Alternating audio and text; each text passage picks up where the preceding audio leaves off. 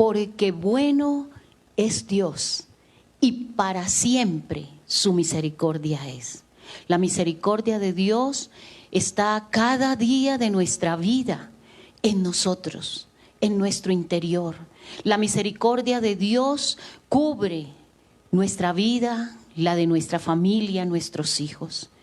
Por eso estamos agradecidos con Él y por eso hoy hemos venido a alabarle, a adorarle, a escuchar su palabra, a oír su consejo.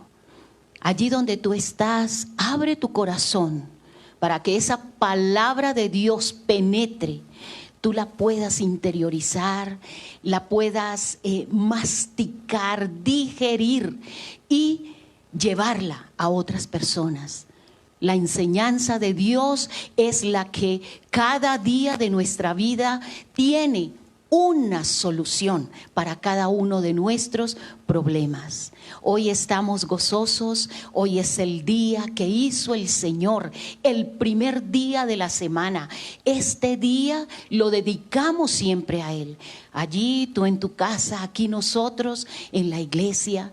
Vamos a disponer nuestro corazón para darle las gracias por cada cosa que Él ha hecho en nuestras vidas, cada detalle que Él tiene para con nosotros, cada día. Hoy vamos a estar agradecidos como lo hacemos todos los días, pero hoy nos hemos reunido en familia, en nuestra casa y usted allí con los suyos como familia de Dios, como pueblo que somos de Él, pueblo suyo somos, dice su palabra, ovejas de su prado.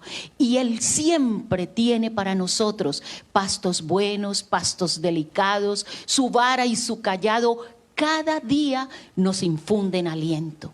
Entonces hoy, el primer día de la semana, que es domingo, démosle gracias al Señor. Él adereza mesa delante de nosotros en presencia de nuestros angustiadores. Él unge nuestra cabeza, nuestra copa rebosa. Oh, gracias, Señor. Hoy te damos gracias, gracias infinitas te damos, Señor, por tu bondad, por tu misericordia, Señor, para con nosotros, porque tú nunca nos sueltas de tu mano.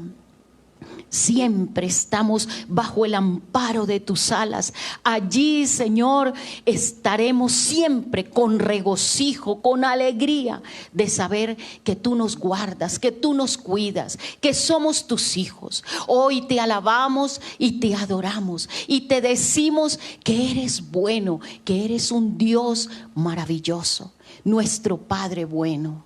Eres bueno, Señor. Tu misericordia para siempre en nuestras vidas. Te damos gracias, Señor. Gracias, Dios, por tu bondad infinita. Dios ha sido bueno. Dios ha sido bueno. Dios ha sido bueno, bueno es Dios. Dios ha sido bueno, Dios ha sido bueno, Dios ha sido bueno, bueno es Dios. Su bondad me alcanzó,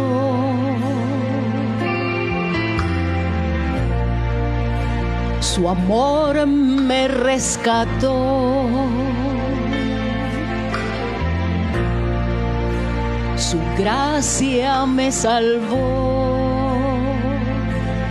Bueno es Dios.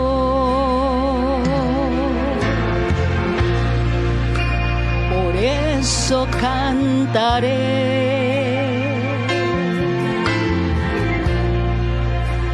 y siempre alabaré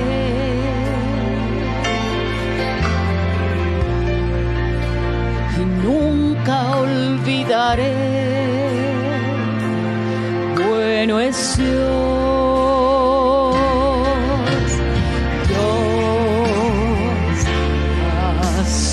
Bueno, Dios ha sido bueno, Dios ha sido bueno, bueno es Dios.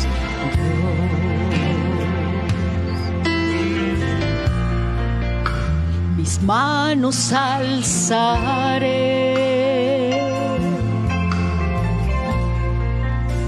mi vida entregaré, mi voz levantaré. Bueno es Dios,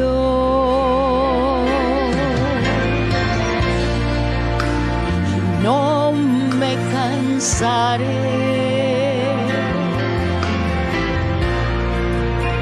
de darle todo a Él.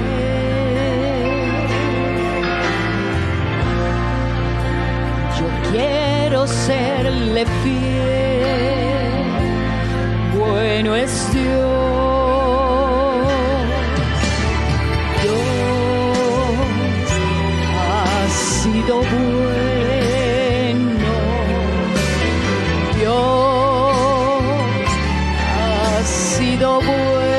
Bueno, Dios ha sido bueno, bueno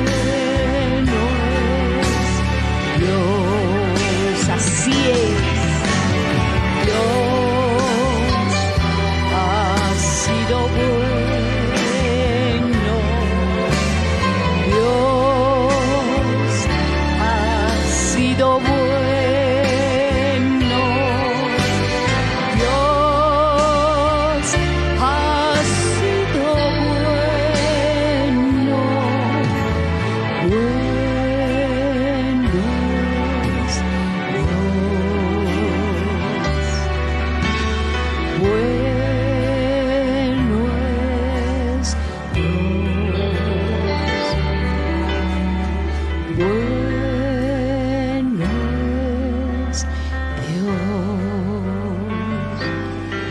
Porque Dios ha sido bueno por siempre.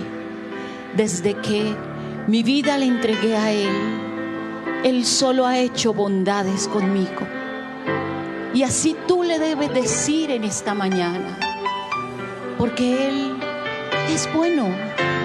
Su misericordia es para siempre, por los siglos de los siglos. Él es nuestro Dios. Dios, dile, ha sido bueno.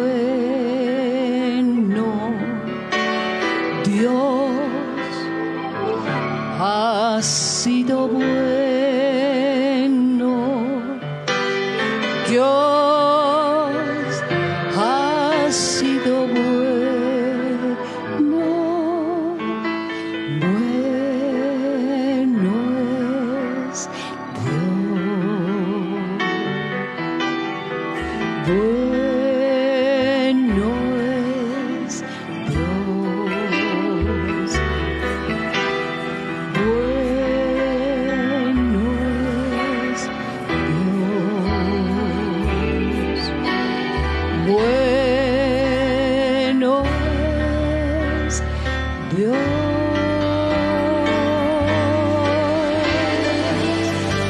Gracias, Señor, por esa bondad tuya. Gracias, Señor. Bueno eres, Padre eterno. Bueno eres con cada uno de nosotros. Gracias, gracias, mi Señor. Gloria a Dios, sin lugar a dudas. Dios es bueno. ¿Ustedes sí sabían eso? Dios es bueno. Y para siempre es su misericordia. Así es, nuestra relación con nuestro amado Señor y Dios. Muy bien, qué bueno. Vamos a la palabra en el día de hoy. Y quiero invitarlos a que me acompañen en Romanos 12, versículo 3. Ahí donde tú estás, en tu casa, abre tu Biblia, Romanos 12, 3. Y dice así la palabra del Señor en este precioso domingo, el día que separamos exclusivamente para Él y para nuestra familia. Bueno, mis amados, vamos a ver, Romanos 12:3 dice, yo leo una versión, de pronto tú allí en casa tienes otra versión, pero en el fondo todas son exactamente iguales. Dice así, Romanos 12:3, digo yo, pues a todos ustedes, por la gracia que me fue dada, que ninguno tenga un más alto concepto de sí mismo que el que deba tener. Interesante. Sino cada uno piense sobriamente según la medida de fe. Hay una medida de fe. Claro, todos tenemos una medida de fe que Dios nos ha dado, que Dios nos impartió. Así termina el versículo. Bueno, qué interesante. Veníamos hablando la semana anterior, los dos últimos días, jueves y viernes, de un tema que es bastante interesante y que nosotros debemos meditar en él, conocerlo y lograr lo mejor. Veníamos hablando de idolatría, que bíblicamente no tiene ninguna aceptación. No podemos adorar ídolos, o no debemos. No es que no podamos, es que no debemos. Y bueno, con todo el amor del mundo, entregamos esta palabra. Pero yo les advertí y les dije que hoy vamos a hablar de un tema parecido, pero que tiene ya que ver con cada uno de nosotros, en nuestra relación con los demás, ya no en la relación de nuestra como seres humanos con un ser superior, que sería la idolatría. Es una relación con un ser que consideramos superior y nos podemos concentrar en ese ser superior a través de un ídolo. Y explícitamente la palabra, la Biblia lo prohíbe, que no debemos confiar en esos ídolos, que no debemos arrodillarnos en esos ídolos. Y ídolo e imagen es exactamente lo mismo, porque ídolo no es solamente un muñeco. Yo me puedo arrodillar delante de un pedazo de madera diciendo que esa madera es una madera bendita y no, nos arrodillamos delante del Dios grande de la gloria. Entonces, hablamos lo que significaba la idolatría. Pero yo les dije algo que de pronto algunos de ustedes recuerdan. Yo les dije, vamos a hablar de un tema parecido, pero que tiene que ver directamente con cada uno de nosotros, y en mi manera de ver y de pensar es más peligroso que la idolatría. ¿Y saben ustedes cómo se llama ese tema del que vamos a hablar hoy? La egolatría. Una forma de idolatría, la egolatría. Vamos a dividir la palabra. La palabra egolatría viene de dos palabras en el griego, de ego, que soy yo. Acuérdense ustedes de la palabra, otra palabra que viene de ahí, egoísmo. O sea, pienso solamente en mí, primero yo, segundo yo y tercero yo. Y como decía alguien, y si sobra algo, para yo. Entonces, ego yo. Y latreia, que significa culto, adoración, veneración, admiración excesiva, también, pero hacia mí mismo. Esa es la egolatría. Culto, admiración, adoración, admiración excesiva hacia mí mismo. Y déjenme decirles algo.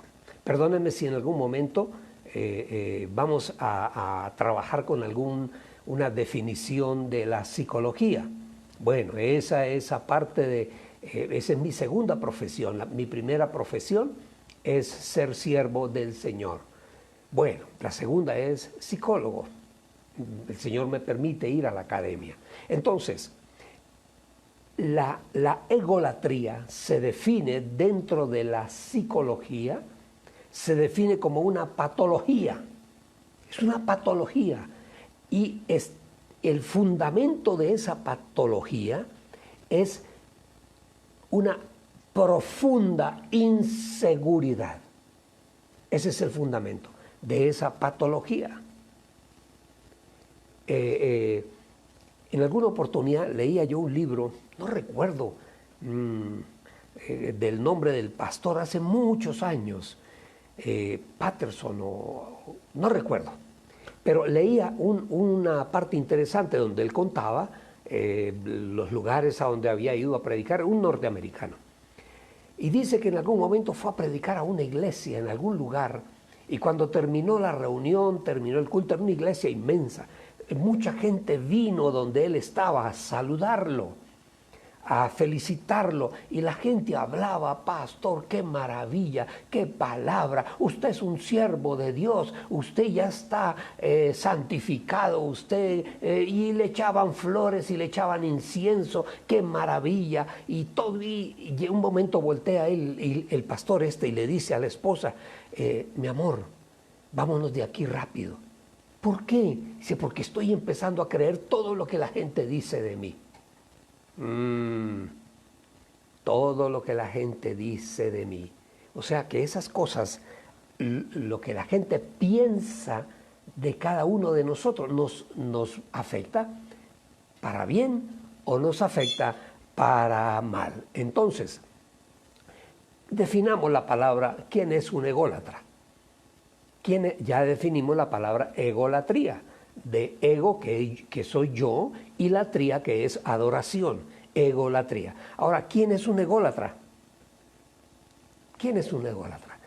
Aquel que siente veneración, admiración por sí mismo, por sus propias capacidades, y espera, esa es la parte más increíble, espera veneración, reconocimiento de todos los demás. ¿Cómo te parece esa definición? ¿Ah? Un ególatra. Y esto realmente pues no tiene mucho que ver con la parte bíblica. No, esto es más de lo nuestro, del ser interior nuestro. Repito nuevamente la definición de ególatra. Perdónenme si de pronto al hablar piso un callo. No sé con quién esté hablando hoy, no sé quién me está escuchando, pero un ególatra es aquel que siente veneración, admiración por sí mismo, por sus propias capacidades, y espera veneración y reconocimiento de los demás. Un ególatra es una persona que cree que el mundo gira alrededor de él, que él es el centro del universo, y en algún momento, por esa misma razón, llega a pensar que todos los demás, absolutamente todos los demás seres humanos, valen menos que él es mucho más valioso que todos los demás y lo merece todo. Entonces la persona se siente, se cree y se ve que él es el centro del universo y que todo tiene que girar. Y sus necesidades están por encima de las necesidades de los demás seres humanos. no estoy hablando de nadie en particular. No, estoy hablando de lo que es una disfunción psicológica en un ser humano. Vamos a leer primera carta de Juan, capítulo 4, versículo 20. Primera carta de Juan, búscala ahí en tu Biblia, ahí donde tú estás. Yo leo una versión, de pronto tú tienes otra. Dice, pero, primera de Juan 4:20, pero si alguno dice, yo amo a Dios, pero odia a su hermano, el tal es un mentiroso. ¡Wow! Dice que ama a Dios, pero odia a su hermano. Perdónenme, no lo digo yo, lo dice la palabra, es un mentiroso. Porque el que no ama a su hermano, a quien ha visto, díganme ustedes, ¿cómo puede amar a Dios a quien no ha visto? ¿Cómo puede? Si no puede amar a su hermano. Si la persona a ver cómo diría eso, de Dios más cercana a mí es mi prójimo. Entonces, si yo no amo a mi prójimo, yo no puedo decir que amo a Dios. Y si uno le pregunta a cualquier creyente, ¿usted ama a Dios? Sí, claro. Bueno, ¿y cómo van las cosas con su vecino? No, ese es, y habla mal de su vecino. No ama a Dios. Mentiroso. Eso dice la palabra. Dice que el que hace tal cosa es un mentiroso. Porque el que no ama a su hermano, a quien ha visto, ¿cómo puede amar a Dios a quien no ha visto? Versículo 21. Y este es el mandamiento que nosotros hemos recibido de Dios. Todo el que ama a Dios, también ame a su hermano.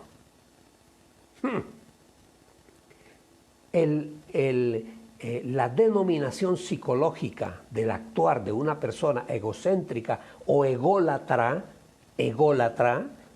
o sea, a sí mismo se considera un Dios, es el egocentrismo. Piensa solamente para él. ¿Y qué es el egocentrismo? Es una forma inmadura de pensar e interpretar el mundo sin tener en cuenta a todos los demás. Ese es el egocentrismo. Pensar e interpretar el mundo no teniendo en cuenta a los demás. Y mire, en la historia hay montones de personas, pero millones de personas que manejan egolatría, ególatras. Hay famosos, Hitler, Napoleón, Gengis Khan, Mussolini, Stalin, Mao Zedong, gente, la veneración, el culto a la personalidad eran estas personas. No se seguían ideas, se seguían personas. Ayer hablábamos de alguien más, de otro más, no recuerdo, se me olvida en este momento, cuando yo comento siempre lo que vamos a hablar, a predicar, lo comento con mi esposa, ella me da una serie de ideas interesantes.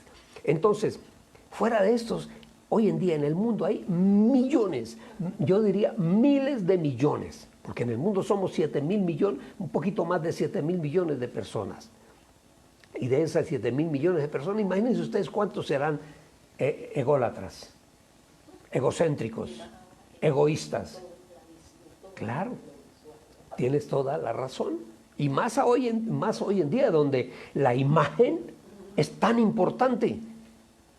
Y la imagen está a la orden del día.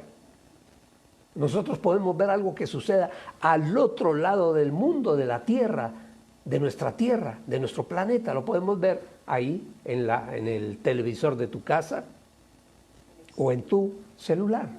Entonces, hoy en día yo diría la imagen. Es que lo ve uno, ¿cómo se llama? El TikTok, ¿cómo se llama eso? Y otra serie de argumentos que tienen los medios hoy en día. Cómo los muchachos, la gente joven sobre todo, se desvive por estar ahí, por aparecer diciendo y haciendo tonteras. Porque creen que son célebres para hacer cosas. Es que lo que yo... Por favor, Así sea malo, así sea malo. Entonces, el bienestar de estas personas, su propio bienestar, ¿sabe de qué depende? Depende de llamar la atención de todos los que están a su alrededor. O sea, si la gente me ve y me aplaude, yo me siento bien. Y si no, la gente no lo aplaude, no le da el reconocimiento que cree, no que tenga, sino que la persona crea que tiene, entonces emocionalmente se desbaratan, se derrumban, y lo vemos permanentemente. Uno ve películas con unos actores, unos hombres bien parecidos, bien plantados, unas mujeres extraordinarias, y después lea uno por ahí a los 5, 6, 7 meses al año una foto de esa actriz, no, que cayó en la droga, que cayó en el alcohol, a lo mejor porque esperaba más reconocimiento y no se lo dieron. Y cayó en la drogadicción. Muchos de esos grandes artistas, caen en la droga. Y muchos mueren en la drogadicción y en el alcohol. O se quitan la vida. ¡Wow! Porque el fundamento de su vida son ellos mismos. Interesante, esa parte es muy interesante. Entonces, la egolatría se relaciona con conceptos como la estima, o la demasiada estima, o la autoestima, el egocentrismo, la soberbia, la megalomanía. ¿Ustedes saben qué es la megalomanía? Aquellos que se creen grandes y únicos y poderosos y creen que el mundo, si no fuera por ellos, no giraría. Conceptos de grandeza. Ojo, eso es muy común hoy en día. La falsa autoconfianza, exactamente lo mismo. Y hay uno del que vamos a hablar propiamente en el día de hoy, el narcisista. Es exactamente lo mismo, una persona que es ególatra. El narcisismo, ególatra. Esta persona se cree a sí mismo excepcional, que no hay nadie como yo, que vale más que todos los demás, y se cree lo que no es, se vanagloria de todo lo que hace. Yo me imagino que se parará frente al espejo y dirá, eres el mejor. ¿Sabe cómo llamaba alguien a eso? Tomar agua en vaso roto. Creen que están tomando, pero el agua se está yendo. Tomar agua en vaso roto. El narcisismo. Lo chistoso es, ¿sabes de dónde viene esa palabra? El narcisismo. Esa palabra viene de un hombre. Bueno, esto es, ¿cómo llaman? Poesía griega, literatura griega. Tiene otro nombre. Historias de cuentos de la Grecia antigua. Dice que había un joven que se llamaba Narciso y en algún momento, como dijéramos, despreció a una muchacha. Entonces, una diosa llamada Némesis lo convierte en alguien muy bello y él va a un lago, a un lago y se mira allí su reflejo, su rostro, y se ve tan hermoso que no puede despegarse del espejo de agua. Y ahí se queda toda su vida hasta que termina cayendo al lago y ahogándose. Ese fue el Narciso. Y dice la historia, porque eso es mitología griega. Dice la historia que ahí donde él cayó al agua nació una flor que se conoce hasta el día de hoy como narciso. El narciso es una flor, pero bueno, interesante. Entonces, esto, mis amados, para hacerles entender y para que podamos todos entender lo que significa poner toda nuestra fe y nuestra confianza en nosotros mismos. Y saben ustedes que los problemas de autoestima son la causa de más consulta en la psicología y en la psiquiatría. Los problemas de autoestima. Y más hoy en día. donde la imagen es, mire, salen unas mujeres en las imágenes de los medios de comunicación, en Google, en todas estas cosas, salen unas mujeres hermosísimas. Entonces, una mujer allí en su casa ve esa hermosa mujer de ahí del computador y se mira en el espejo y mira a la mujer y se mira en el espejo y llega a una conclusión: yo no soy nada, yo soy un pedazo de papel usado en el piso, y se cree que no es nada. ¿Ah? Baja estima. Y más hoy en día tenemos que cuidarnos, cuidar a nuestros muchachos. Eso es el narciso o el ególatra, el que practica la egolatría, o sea, la adoración hacia sí mismo. Esas personas expresan sus ideas a través de lo que hacen o de lo que aparentan ser, porque muchas de esas personas aparentan ser, y eso llama la atención, y arman un escándalo con camarógrafos para que les tomen fotos y para que la gente los vea. Y si la gente los ve y todo el mundo habla y dice: es que lo vimos, salió con fulano, salió con fulana y tal, entonces en la próxima película cobran más. Sí, porque necesitan que el productor o el director de una película sepa quiénes son ellos y que todo el mundo habla de ellos, entonces pongamos a este.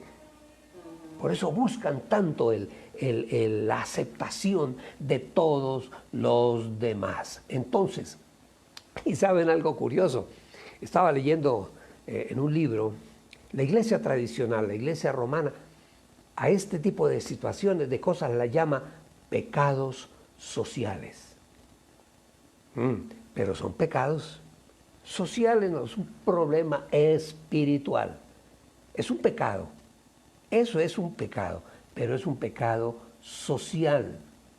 Romanos 12:10, mire lo que dice: ámense los unos a los otros con amor fraternal, respetándose y honrándose mutuamente. ¿Me dejan decirles algo, mis amados? Ayer, preparando este tema y hablando con mi esposa, intercambiando ideas, yo llegué a una conclusión. No sé qué tan teológica pueda ser, y no sé que alguien de pronto, algún teólogo me diga: no, usted está equivocado, no lo sé. Pero yo llegué a una conclusión. Para mí, ¿de dónde o cuándo se inicia la salvación? El concepto de salvación. Y pienso que es muy importante entender lo que les voy a decir. Digo yo, ¿dónde se inicia verdaderamente la salvación? Porque hay personas que van a una iglesia, oyen una palabra que los motiva, y en esa motivación toman la decisión, porque el pastor dice: venga acá el que quiera recibir al Señor, y pasa adelante, repite la oración y cree que ya. No, esa es la puerta de entrada, pero realmente la salvación empieza en la siguiente frase que yo voy a decir, y que está en la palabra: amarás al Señor tu Dios y a tu prójimo como a ti mismo. Si yo no aprendo lo que significa amar a Dios, es que amar a Dios no es ir a la iglesia. Amar a Dios no es ni siquiera leer la palabra, porque hay gente que la lee solamente con una mentalidad histórica, con una mentalidad de pronto el psicólogo o el antropólogo, el filósofo. No, la palabra contiene, realmente nos explica detalladamente lo que es el amor a Dios. Entonces, para mí, la salvación realmente inicia y se fundamenta el día que nosotros entendemos el mandamiento: amarás al Señor tu Dios primero, por encima de todas las cosas, y a tu prójimo No solamente amar, decir, uy, es que yo amo a Dios, y odia al vecino, o odia al esposo, a la esposa, o algún familiar. No, tenemos que aprender a amar a Dios por sobre todas las cosas, a nuestro prójimo como a nosotros mismos. Porque tenemos que amarnos a nosotros mismos. ¿Sí? El que hace esto ama a Dios por sobre todas las cosas y al prójimo, y se ama a sí mismo. ¿Cumplió todo? ¿Cumplió la ley? ¿Ya cumplió con todo? No es solamente pasar de repetir una oración.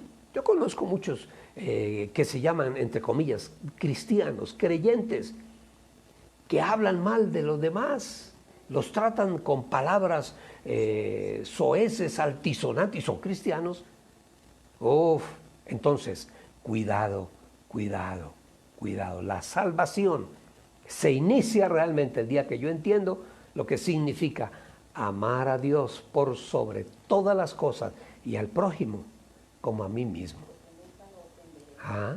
Porque si yo amo a Dios, nunca lo ofendo. Si yo amo a mi prójimo, nunca lo ofendo. Y si me amo a mí mismo también, nunca me ofendo. Alguien dirá, no, pero es que amarse a sí mismo, eso se llama egolatría. No. Vamos a entrar a explicar realmente lo que significa amar a Dios, amar al prójimo y amarnos a nosotros mismos. Tengo una definición aquí. Este amor a ti mismo es un decreto natural puesto por Dios en nuestro corazón. Si amarnos a nosotros, tenemos que amarnos. Lo que pasa es que cuando nosotros dejamos de lado el amor a Dios y el amor a los demás y solamente buscamos el amor a nosotros mismos, ahí entramos en el pecado de egolatría. Pero estamos hablando de amar a Dios. Primero Él, segundo Él y tercero Él, por sobre todas las cosas. Y a mi prójimo tengo que amarlo como a mí mismo. Si yo no me amo a mí mismo, ¿cómo voy a amar a mi prójimo? Y si yo no amo a mi prójimo, ¿cómo voy a pensar que me amo a mí mismo? O que amo a Dios. Estoy equivocado. Si nosotros nos volvemos ególatras, y ya vamos a hablar un poquito más adelante de eso. Si yo me vuelvo ególatra, o sea, la adoración a mí mismo, yo estoy rompiendo o pervirtiendo el mandato del Señor, de amarlo a Él, al prójimo, como a mí mismo. Si yo no amo, si yo me vuelvo ególatra, solamente lo mío, que me miren a mí, que me den espacio a mí, el lugar más importante es para mí, todo para mí. Si yo he caído ahí, estoy pervirtiendo el plan de Dios. Porque Dios dice que tengo que amarlo a Él, amar a mi prójimo y amarme a mí mismo. Pero eso no es egolatría. Ya vamos a ver más adelante lo que eso significa. Primera carta de Juan 4:20. Y ahí está la explicación. Hija, regalas un tatica agüita. Gracias, amor. Mire lo que dice primera carta del apóstol Juan, capítulo 4, versículo 20. Abre tu Biblia allí. Dice, pero si alguno dice, yo amo a Dios, pero odia a su hermano, el tal es un mentiroso. Porque el que no ama a su hermano, a quien ha visto, ¿cómo puede amar a Dios a quien no ha visto? Versículo 21. Y este es el mandamiento que hemos recibido de Él. Ojo, todo el que ama a Dios, ame también a su hermano. Pero saben ustedes, mis amados, ¿dónde está el problema? Exactamente. ¿Dónde está el gran problema? Primera de Juan 2:15. Vamos a ir allí a la primera carta de Juan, pero en el capítulo 2, versículo 15. Dice, no amen al mundo. Ahí ya empezamos mal. Si amamos más al mundo y sus placeres, ya tenemos problema. Entonces sigue diciendo, no amen al mundo ni nada de lo que hay en él. Si alguien ama al mundo, no tiene el amor del Padre. Eso está interesante. Interesante, bastante interesante.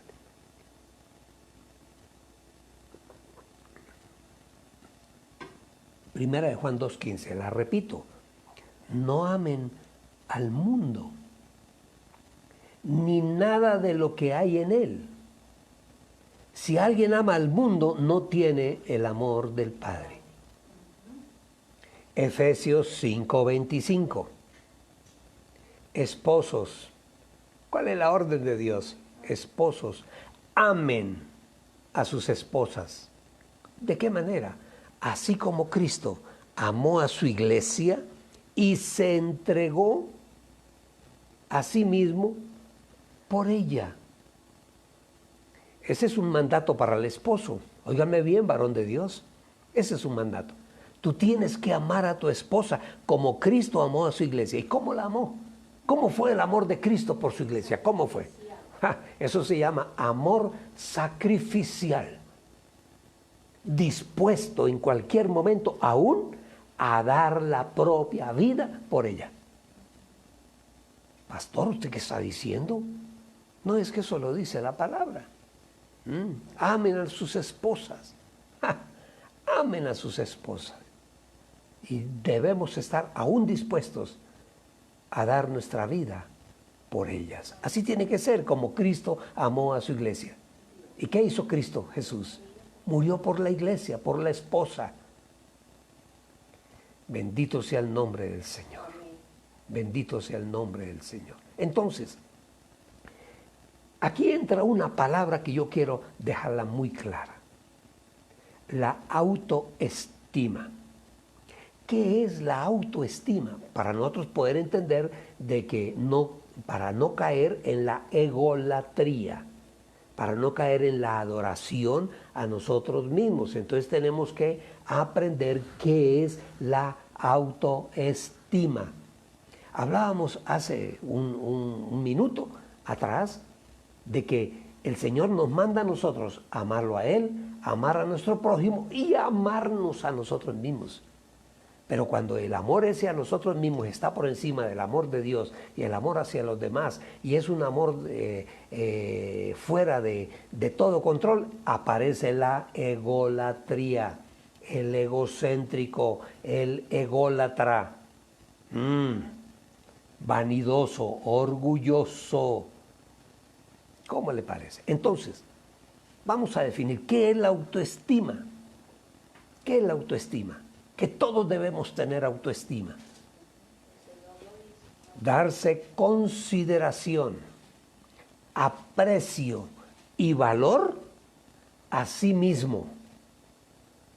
Y la autoestima es lo que nosotros pensamos de nosotros mismos. Santiago 2:8. Abre tu Biblia allí, Santiago 2:8. Vamos a leer. Mire lo que dice. Santiago 2:8. Si ustedes cumplen la ley de Dios en esto, como está escrito, amarás a tu prójimo. ¿Cómo? Como a ti mismo. Entonces si tú no tienes autoestima, si tú no te amas a ti mismo, tienes un concepto de ti conforme a la palabra del Señor, si no tienes ese concepto, no puedes amar a nadie, ni tener conceptos válidos sobre otra persona. Si ustedes cumplen la ley, ese es, amarás a tu prójimo como a ti mismo. ¿Y saben ustedes cómo se llama la autoestima en el Señor? Tiene un nombre. Se llama dignidad. Amén. Dignidad. Yo me considero digno de ser hijo de Dios. Amo a Dios por sobre todas las cosas. por sobre todas las cosas, todas. ¿Ustedes saben lo que significa la palabra todas? Pues todas las cosas. Si yo amo a Dios por sobre todas las cosas y me amo a mí mismo, tengo que entender y aprender que debo amar a mi prójimo. Entonces, mis amados, miren, la autoestima, mi autoestima, tu autoestima no tiene por qué basarse en la falta de ella. Que dice, no, es que mi autoestima está muy baja. No, esa expresión no es correcta. Porque si yo digo que mi estima es baja, no tengo autoestima. O sea, no me autoamo. Sí, está bien. Sí, autoamo. Sí, no, a mí mismo. Por eso se llama autoestima, mi estima. Si yo no tengo estima, sí, lo que yo valgo. Claro que sí. Si tengo falta de estima, no tengo autoestima. Me considero que no valgo nada. Y lo que yo valgo es, yo considero la estima o la autoestima como una línea muy frágil. Dice Romanos 12:3, mire, y ahí entendemos el concepto. Romanos 12:3 dice, que ninguno tenga un más alto concepto de sí mismo que el que deba tener. Esa es la línea. Esa línea en tu vida es la autoestima. No puedo ir más arriba, porque entonces me vuelvo un ególatra. Ni puedo ir por debajo. Mi autoestima, mi estima, tiene una línea. Si voy por debajo, me estoy maltratando, como dirían los muchachos hoy en día, me estoy ninguneando.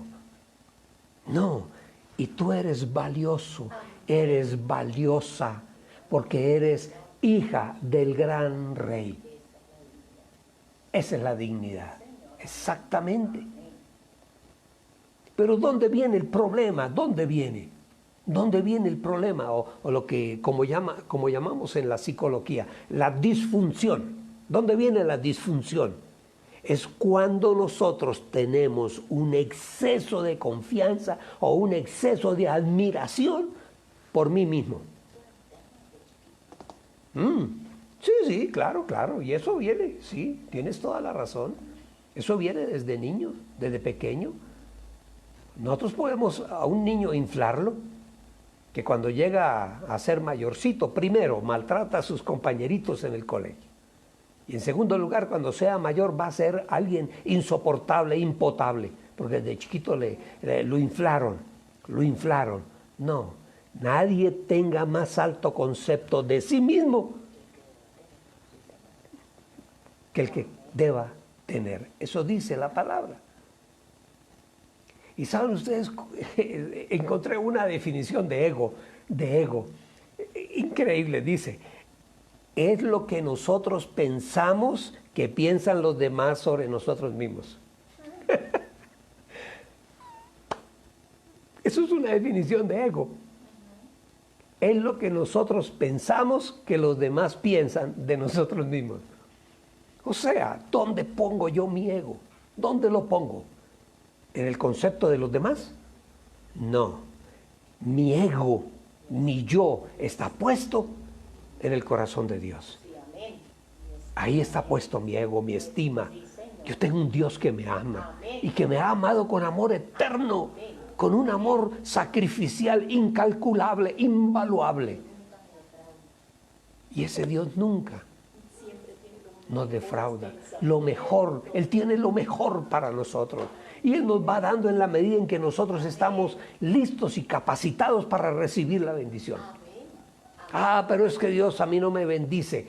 No estás preparado para recibir bendición. Y sobre todo la bendición de Dios. Porque esa bendición de Dios, dice la Escritura, es esa bendición que no añade problema, que no añade tristeza. Entonces, ¿cómo te va a dar Dios una bendición? Por ejemplo, oh Señor, bendíceme con un carrito, con un carro, para yo irme en un carro y no montar más en esos buses. Que, bueno. Pero ¿ya aprendiste a manejar? No, todavía. ¿Ya sacaste el pase? No, todavía. Hay que dar pasos de fe. Si quieres que Dios te bendiga, tienes que ir cumpliendo en cada bendición que pides el requisito para tener esa bendición. ¿Sí o no? Sí. Dios no te va a dar a ti un vehículo si tú no has aprendido a manejar. Es que yo por fe, dicen las personas. Recuerdo, una señora me decía, una abuela, una persona mayor, yo por fe voy a tener carro este año. Y yo le pregunté, hermana, ¿y ya sabes manejar? Me dijo, no, todavía no. Entonces no es por fe. El primer paso de fe es, vaya y matricúlese en una academia y aprenda a manejar. Cuando ya sepa manejar, aleluya, ya estás dando pasos, verdaderamente pasos de fe. Entonces, con esa palabra, el ego, nos equivocamos mucho. Porque pensamos, eso, el ego lo definimos muchas veces como lo que nosotros pensamos que piensan los demás de nosotros. O sea, no estoy donde debo estar. No estoy donde debo estar. Lo que yo soy está en el corazón de Dios. Lo que yo soy es lo que piensa Dios de mí y de ti. No es lo que piensan los demás seres humanos. Y eso, cuando yo entiendo que Dios es quien me califica a mí, entonces, ¿qué debo hacer yo? Buscarlo a Él permanentemente, y Él me va a decir quién soy yo. Y abro la palabra y leo, y Él me dice, tú eres para mí especial tesoro. ¡Wow! Tú eres varón de Dios que estás allí, me estás escuchando. Y tú, mujer de Dios, tú eres especial tesoro para Dios, para tu Padre Celestial. ¡Wow! Entonces, tenemos que pensar bien de nosotros. Había un escritor griego, y tomé ese pensamiento porque me gustó. Séneca es muy conocido, era un filósofo griego. Él decía, cuando eres amigo de ti mismo, también eres amigo de todo el mundo. ¿Cómo esperas ser amigo de todo el mundo si ni siquiera eres amigo de ti mismo? Los filósofos a veces dicen cosas interesantes. Hoy en día, el ego, esa es la palabra de moda. Yo digo yo, esa es la palabra de moda. Y en todas las cosas está el ego, la egolatría, el egocentrismo, que todo gira alrededor de mí. El ego. Y es un arma. En la política, lo vemos permanentemente. Algunos representantes del pueblo que son ególatras, les gusta es que los atiendan, que les rindan pleitesía, que llegaron al pueblo y ese día sacan la banda y echan pólvora y hacen comida, pero ese fulano nunca va por allí. Y lo eligen y el pueblo sigue en la miseria, pero él está allá como un gran señor. O sea, la política, la egolatría es una de las, ¿cómo podríamos decir? Una de las enfermedades, de las epidemias más terribles que pueda tener la política. La política no es mala, no. ¿Quién dijo que la política era mala? Si la política, la definición es el arte de gobernar los pueblos. Entonces es un arte. Lo que pasa es que muchos de los que están allí no ejercen ese arte, el arte de la egolatría. La egolatría en los medios de comunicación, en la televisión, qué cosa. Es ahí donde ve uno la soberbia del ser humano. Eso hablan y se inflan, se soplan, que porque son lindos, que porque hablan bonito, porque cantan mejor, porque, oiga, en los medios, en la televisión, en el trabajo donde tú estás. A lo mejor tu jefe o el dueño de la empresa es un ególatra, que quiere el empleado bueno para él es aquel que le echa cepillo, como decíamos antiguamente. Aquel que solo es como un servil, no es un colaborador. Y esas personas muchas veces son maltratadas. Proverbios 16, 18, miren lo que dice. Delante de la destrucción va el orgullo, y delante de la caída, la altivez de espíritu. ¿Esto necesitará alguna explicación teológica? Delante de la destrucción va el orgullo. Donde va el orgullo, ahí va la destrucción detrás. Y donde va la altivez, ahí va la caída. Póngale la firma. Póngale la firma. Proverbios 16, 19 dice: mejor humillar el espíritu con los humildes que repartir sobras, despojo con los soberbios. La egolatría, la adoración a mí mismo, una admiración excesiva por el yo, primero yo, segundo yo y tercero yo, y como decía una persona, y si queda algo para yo. Esa es la egolatría, esa tendencia a valorarnos desmedidamente, de una forma extremadamente positiva.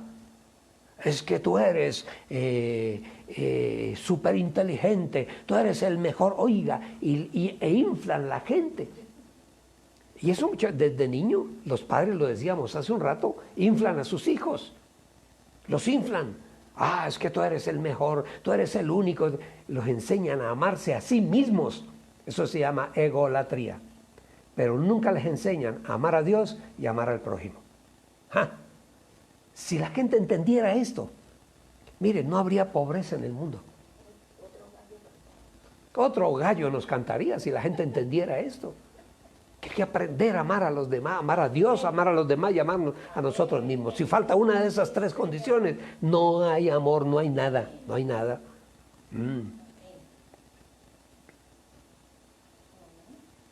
Se puede tener, miren mis amados, ojo lo que voy a decir, podemos tener un ego alto o un alter ego, así se llama, un ego alto y una estima baja.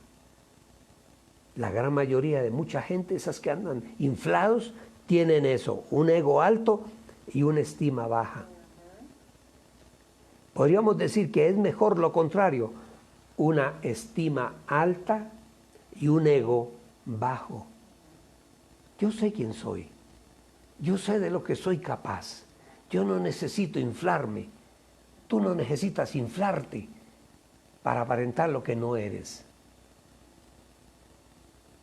Alguien decía que hay dos tipos de personas, aquellos que se valoran por lo que son y que se aceptan a sí mismos. Se valoran por lo que son y se aceptan a sí mismos.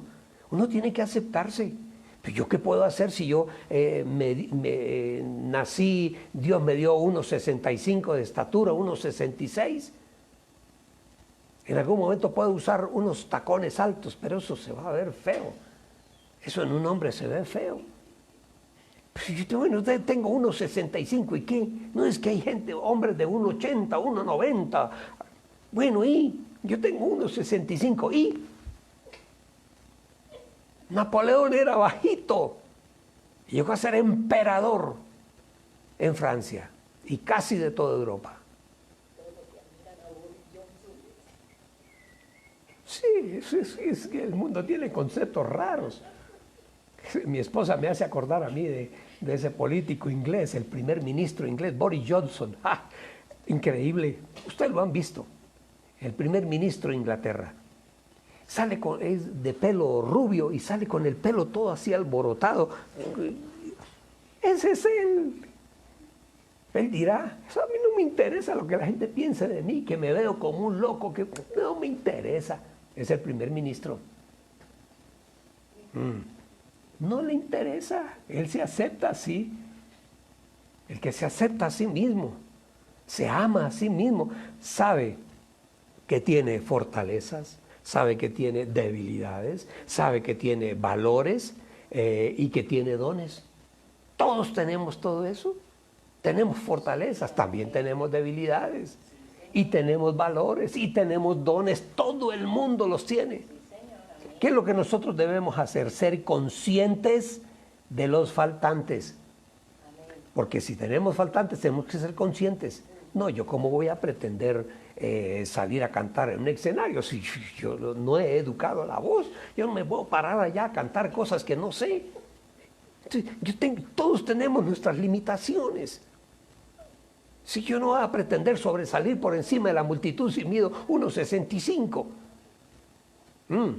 Entonces, todos los días tratar de mejorar en el Señor y nunca culpar a otros. Ah, no, es que mi pobreza es a causa del rico. No. Eso, la pobreza es un estado mental. Es un estado mental. El que es rico, el que tiene dinero, el que tiene tesoro, lo es en un sistema capitalista, en un sistema socialista, en un sistema demócrata, en un sistema imperial, en donde sea. Lo será, porque es que el asunto está aquí arriba, aquí. No es que a mí no me dieron educación. Va uno a la historia. En Colombia tuvimos un presidente llamado Marco Fidel Suárez.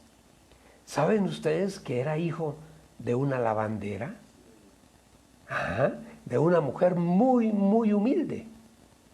Y él aprendió a leer y escribir allá en la escuelita de su pueblo.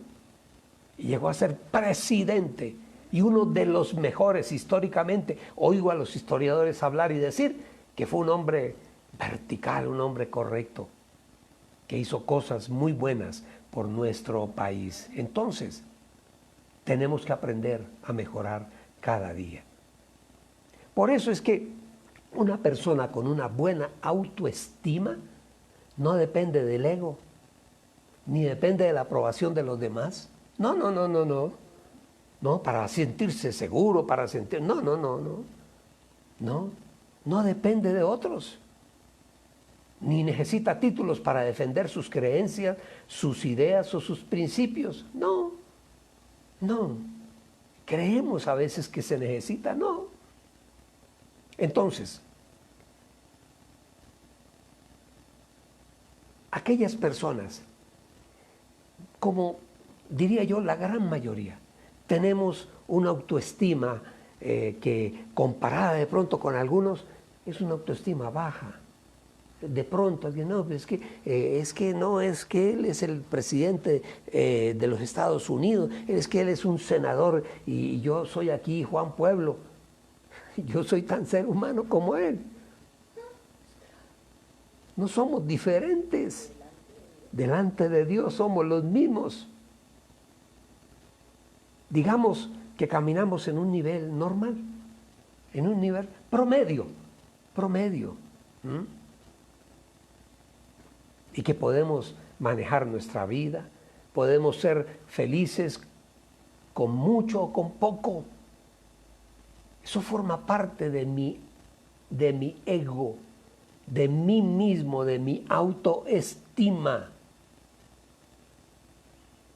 Aquellos que son ególatras, que solamente esperan que todo el mundo les eche incienso y los alabe y les diga cosas bonitas, cuando no hacen eso, que ya estaba yo viendo un video de una noticia y hay un grupo de personas, de políticos, y de pronto llega un político conocido, no digo el nombre, oiga, vino por detrás de esa fila y metió así la mano y hizo a todo el mundo a un lado.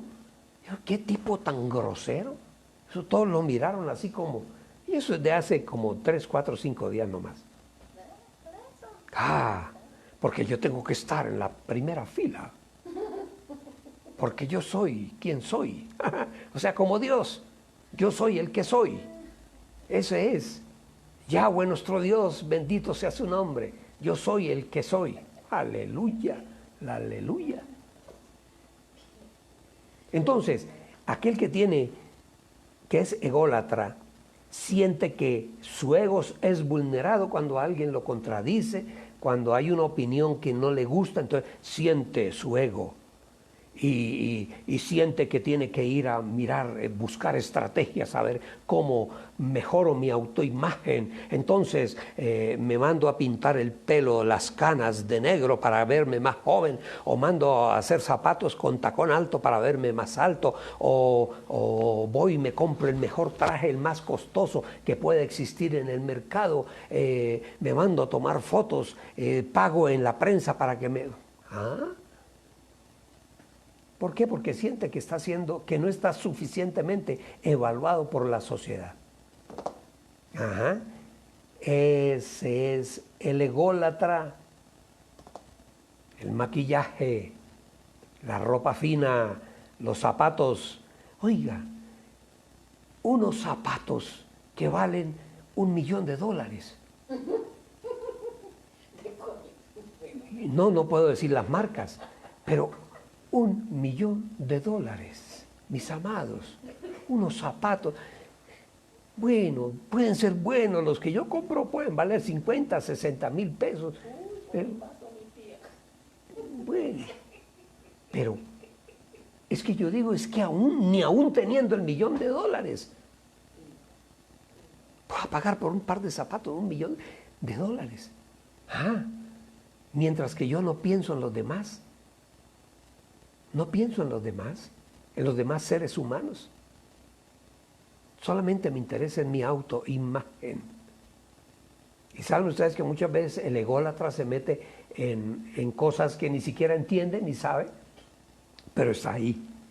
Eso es lo que él quiere, estar ahí con el grupo, con los que saben. Hay cosas que ni siquiera entiende. Y están permanentemente buscando cómo mejorar su imagen.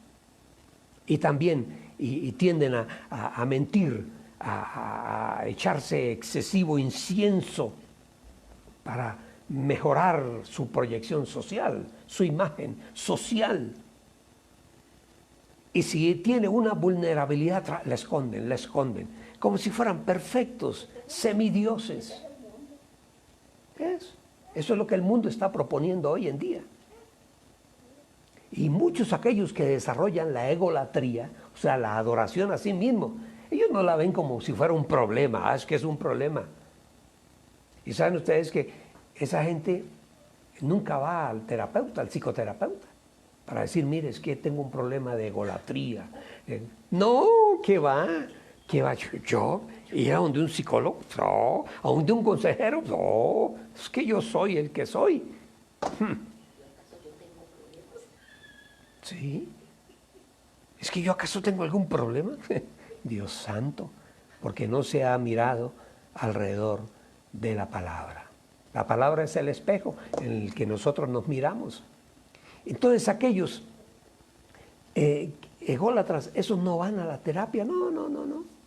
Entonces, mis amados, para terminar, lo importante, ¿qué es lo verdaderamente importante? Óigame bien, lo importante es lo que Dios piense de ti. Eso es lo importante. Lo que Dios piense de cada uno de nosotros. ¿Y saben qué dice Dios que eres tú? Jeremías 3:17, y con esto terminamos. Y serán para mí especial tesoro, ha dicho el Señor de los cielos, de los ejércitos. Si no tienes amor por ti mismo, si no tienes el amor de Dios, no puedes dar amor a nadie más. No puedes. En el fondo, puede ser un gran consejo para los jóvenes que se van a casar. Imagínense ustedes un ególatra en su matrimonio. Ah, si es un hombre, la mujer será la esclava. Ah, y él será, el patriarca de la casa. Ah, cuando, sí, tiene que ser al revés. El esposo dice, tiene que estar dispuesto aún a dar la vida. Así dice la palabra, por su esposa. Ninguno de los dos. El esposo está para ella y ella está para el esposo. Ese es el matrimonio. Aquí no se trata de quién está más arriba, es que yo soy el patriarca. ¿Qué cuento de patriarca? Ni qué 8 cuartos. Delante de Dios todos somos iguales. Cada uno, el uno cuida al otro y el otro cuida al uno. Ese es el matrimonio. El uno ama al otro y el otro ama al uno. El uno le sirve al otro y el otro le sirve al uno. Ese es el matrimonio. ¿Que hay papeles, hay roles? Sí, claro que sí. Eso se llama orden. Ese es el orden espiritual y emocional que Dios ha puesto en nosotros. Entonces, si no tienes amor por ti mismo, si no tienes el amor de Dios, no puedes dar amor a nadie más. Padre bueno, Señor amado, tú eres el tema central de nuestra vida.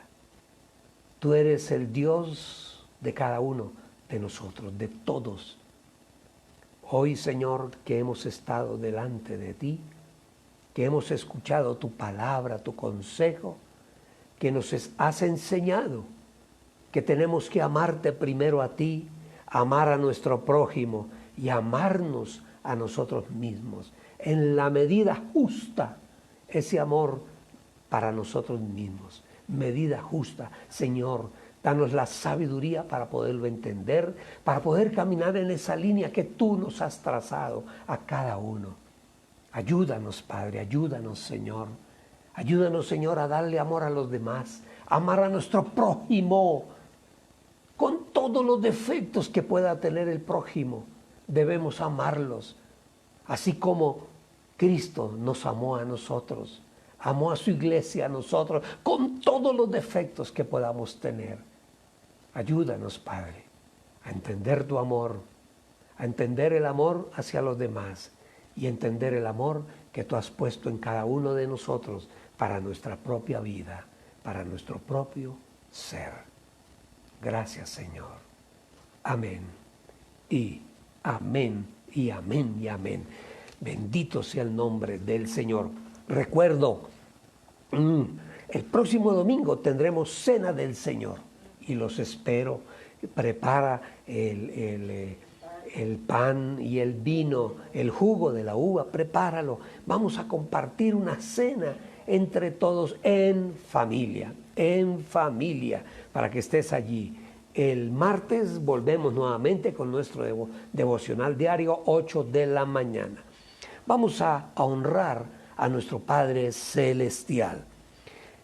Para eso quiero invitarlos a la carta de Pablo a los Hebreos. A mí me encanta esta carta, me encanta porque es Pablo hablándole a los judíos y les está explicando el porqué de Cristo Jesús. Les está explicando que todo lo que él vino a enseñar era eso, era para todos. Vamos a Hebreos 7. Dice, por tanto, consideren cuán grande es este a quien el patriarca Abraham le entregó los diezmos y las primicias, porque lo que de los hijos de Leví recibieron el sacerdocio, tenían autoridad de la ley para tomar las ofrendas y los diezmos del pueblo, de sus hermanos. Aunque ellos surgieron del lomo de Abraham. Aquí encontramos algo interesante. Lo que fueron la ofrenda, el diezmo, nació antes del levirato, de Leví. La palabra dice ahí en Hebreos que Leví estaba todavía en los lomos de Abraham. No había nacido, faltaban 2 generaciones para que naciera Leví. Pero Abraham vino de todo lo que recibió como el botín de su trabajo de la guerra. Dice que tomó la 10ª parte y vino y la trajo al sacerdocio de Melquisedec. Eso es lo que dice la palabra.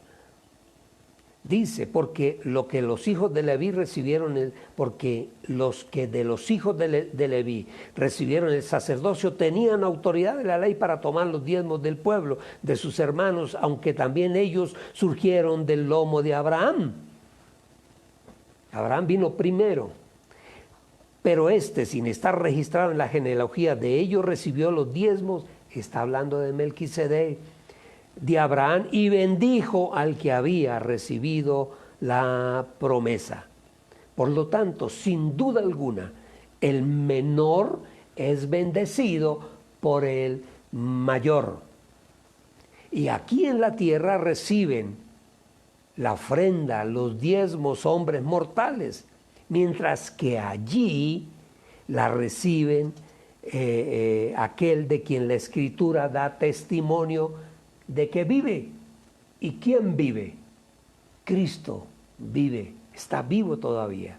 Y como alguno pudiera decir, aún Leví, que recibía los diezmos y las ofrendas, pagó también el diezmo por medio de Abraham. Ya Abraham había muerto, pero por medio de Abraham, por lo que él le enseñó, por lo que él hizo, recibió, pagó los diezmos Leví, porque todavía se hallaba en el lomo de su padre cuando Melquisedec le salió al encuentro. Mis amados, esta es la forma que tenemos nosotros de honrar a nuestro Dios. Dios no necesita nada, absolutamente, pero su obra aquí en la tierra, sí, necesitamos seguir adelante, necesitamos cada día tomar más espacios. Hemos venido tomando estos espacios preciosos, los medios de comunicación, los hemos venido tomando y aprovechándonos de ellos para la gloria de nuestro amado Señor y Dios. Y hemos venido enseñando cada día que las personas sepan más acerca de sí mismos, acerca de su casa, de su familia, de su matrimonio, de su forma de ser, de relacionarnos con todos los demás seres humanos. Claro que sí, pero eso lo aprendemos a través de la preciosa y bendita Escritura del Señor. Gracias te damos, Padre, gracias te damos, Señor, porque en este momento estamos presentando delante de ti lo que a ti te corresponde, nuestra ofrenda, Dios. Hemos tomado de lo que tú ya nos has dado. Nosotros somos tus hijos y tú eres nuestro Padre, y todo lo que tenemos viene de ti. Y de todo lo que tú nos has dado sacamos una parte y la colocamos delante de ti. Señor, recibe no solamente la ofrenda, recibe, Señor, nuestro corazón, la ofrenda de nuestro ser. Y de la misma forma, Padre, bendice la fidelidad de todos aquellos que ha sido manifestada permanentemente. Bendícelos, Señor, cada día más y más, para que tu obra siga adelante. No nos acorralan las epidemias, no nos acorralan los sucesos diarios, no nos acorrala el miedo ni la violencia, porque tu iglesia camina siempre para adelante, de una o de otra forma. Gracias, Señor, por abrirnos los medios. Gracias, Señor, por ellos. Gracias, Señor. El mal los utiliza para el mal. Nosotros los utilizamos, Señor, para instruir, para enseñar, en bondad, en amor y en misericordia. Bendice, Señor, al dador alegre. Bendícelo grandemente. En el nombre de Jesús. Amén y amén y amén. Mis amados, Dios les bendiga. Que tengan un precioso y bonito día con toda la familia.